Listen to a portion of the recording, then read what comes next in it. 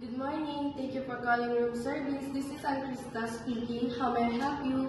I want to order some food. Certainly, ma'am. Do you have the menu with you? It's on the table next to your bed. Did you see it? Yes. May I have your name and room number, please? My name is Rosie Mata and my room number is 532. Thank you for that information. Okay, Miss Rosie of room 532, may I take your order? I want garlic bread and deviled egg. Would you like a tomato soup? How about some black tea to go with it?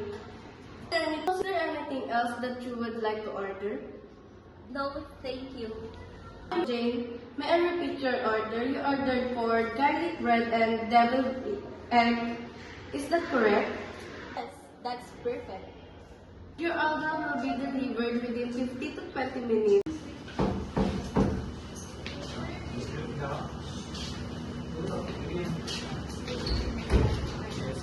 Good day, sir. I am Stella Aguila, your room service for today.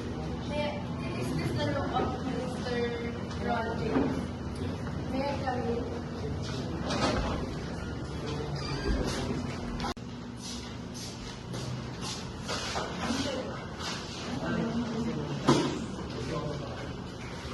Like me to place your food?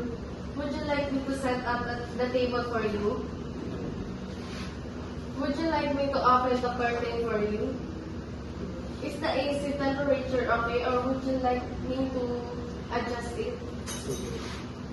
Would you like me to turn on the TV for you?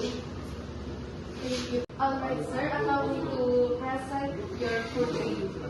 This is the garlic bread and this is the deviled egg. You're welcome, sir. Is there anything else I can help you with?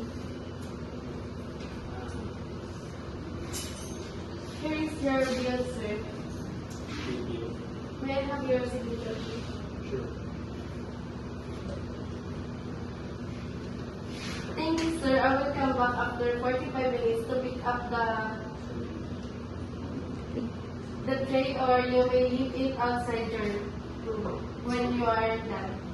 Thank you and have a great day.